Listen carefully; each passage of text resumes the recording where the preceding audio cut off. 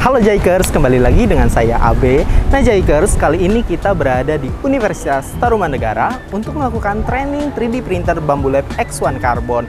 Untuk melihat keseruannya, ikuti terus video ini.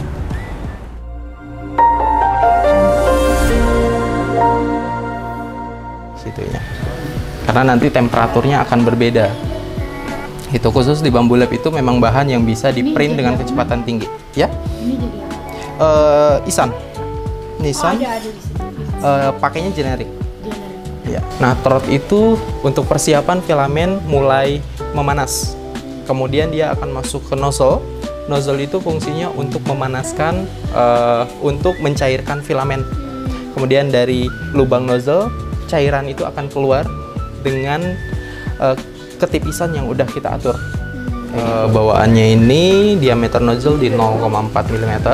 Kita bisa upgrade, diperkecil ke nozzle 0,2 mm kayak gitu. Nah, untuk nozzle 0,4 ini kita bisa atur layer height-nya, layer height atau ketipisan filamen yang keluar nanti itu mulai dari 0,08 mm, tipis banget, sampai ke 0,23 atau 28 mm itu paling besar. Kalau mau lebih halus lagi bisa itu kita ganti nozzle ke 0,2. Nozzle 0,2 itu kita bisa atur layarnya mulai dari 0,06. Jadi jauh lebih halus. Resikonya kalau kita perkecil, waktu print akan jauh lebih lama. Begitu. Tapi hasil printnya bagus. Makin tipis layarnya, dia akan semakin rekat. Semakin kuat lagi nempelnya. Nah, setelah kita desain itu harus masuk dulu ke software slicer. Namanya Bambu Studio.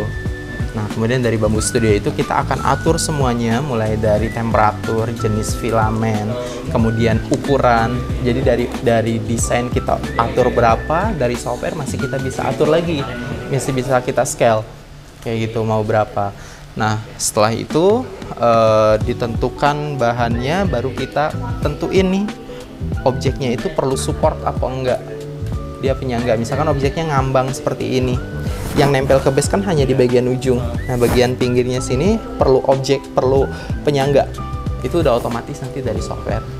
Baru kita masukin ke sini dengan format di 3MF. Dari desainnya itu STL atau OBJ, kemudian masuk ke mesin itu jadinya 3MF. Di printer sudah digunakan untuk pembuatan maket dan juga prototyping. Kayak gitu. Jadi untuk mempermudah arsitektur, kemudian dan engineer untuk menciptakan objek yang sudah didesainnya. Gitu. Dari itunya, dari di print itu berapa? Ya, 25. 25 kali 25. Iya, itu cm. Itu ukuran yang bisa di print dalam satu jadi kali. Kalian nggak boleh ada yang lebih dari itu. Betul. 30 gitu, jangan. Ya, kalaupun mau nanti dipotong terus disambung. Bisa kita kontrol juga. Jadi kalau ada kegagalan print, dia nggak jadi spaghetti gitu, nggak hancur. Bisa langsung kita stop jarak jauh. Itu fungsi untuk bambu handy-nya. Nah, sebelum masuk ke sini, kita harus punya filenya dulu. File 3D yang bisa dipakai di software ini itu ada STL, OBJ, kemudian 3MF. Itu 3 file yang bisa dipakai, yang bisa masuk ke software slicernya. Oke, tinggal diklik aja, dia nanti akan ngebaca posisi yang bagusnya seperti apa. Namanya apa? Berdiri. Otomatis orientasi. Orientasi aja. Iya, otomatis orientasi di yang ketiga sebelah kiri. Oke, nah ini jadi berdiri seperti ini. Untuk menentukan objek ini perlu support atau tidak, itu untuk bentuk yang bulat, kemudian setengah lingkaran, sebenarnya dia tidak perlu support kalau objeknya itu benar-benar rata bulat begitu. Tapi kalau ada dia mulai menyiku kayak gitu dengan overhang yang cukup lebih dari 30 derajat atau bahkan 50% miring banget, itu objek yang perlu support. Kalau kita bingung, di sini juga bisa otomatis.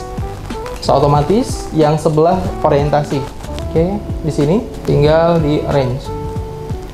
Oke, dia akan menentukan sendiri posisinya yang bagus biar supaya tidak terlalu dekat, takutnya nanti terjadi tabrakan antara tabrakan antara head dan juga objek sebelahnya begitu. Jadi posisinya bisa diatur sendiri. Plate-nya kita cek. Plate ada banyak jenis. Ini yang tekstur plate namanya, dia bertekstur. Di sini ada lapisan karbodium, yang mana karbodium ini bisa hilang kalau kena alkohol. Jadi sebisa mungkin kalau bed ini berminyak atau berdebu, itu nggak boleh dilap pakai alkohol atau tisu basah gitu ya. Pokoknya yang mengandung alkohol. Boleh dibersihkan dengan cara cuci pakai sabun sunlight, kayak nyuci piring biasa. Ya gitu. Jadi setelah kita cuci, ditirisin dulu sebentar, agak sedikit lembab, kita taruh aja. Taruh, terus dipanasin dari mesinnya. ABS PETG.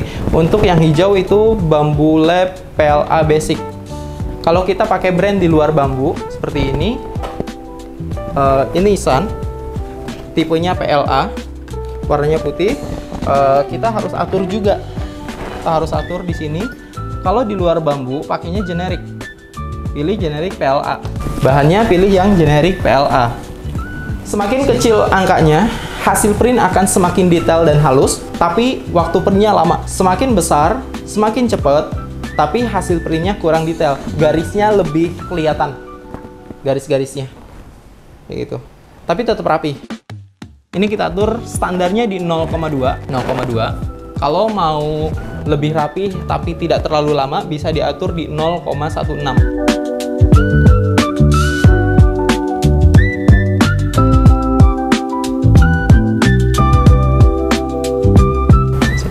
Nah, cara masukin filamennya,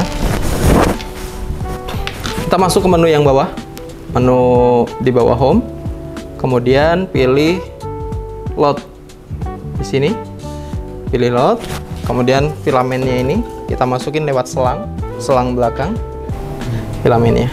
Nanti akan ada kayak gitu di bawahnya, ada lelehan tipis ya, kayak gitu. Itu untuk cara loadnya.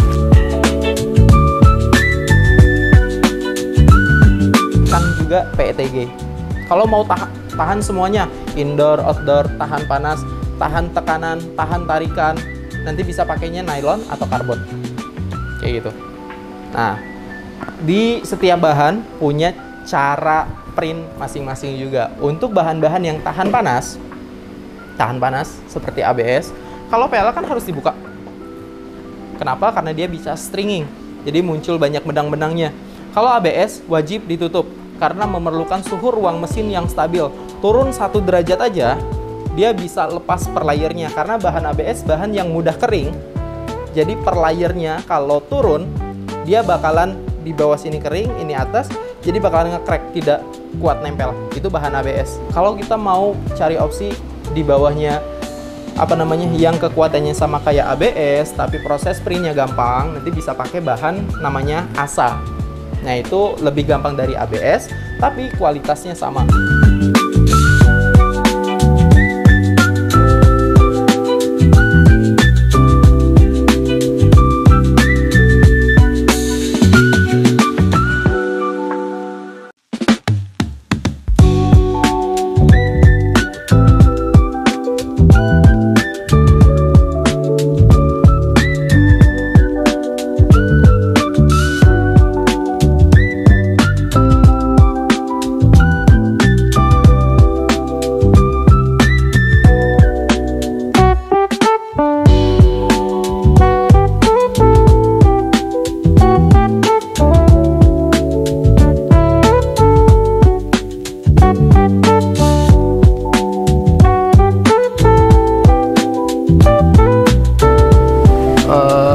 Setelah selesai print, ini kita lepas.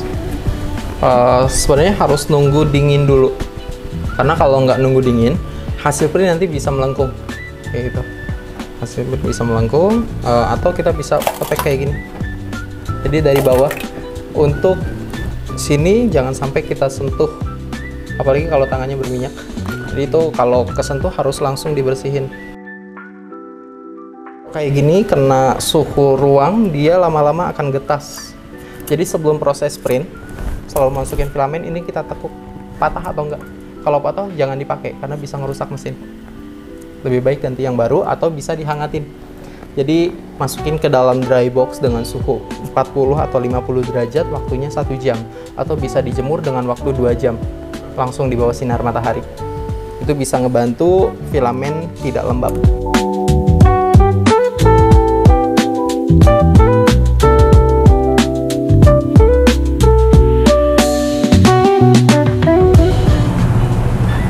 Nah, Jikers, selesai sudah tugas kita hari ini di Universitas Tarumanegara untuk training mesin 3D printer Bambu Lab X1 Carbon di Fakultas Teknik. Untuk kalian yang ingin tahu kelanjutan dan keseruannya, jangan lupa like, comment, and subscribe. See you the next video.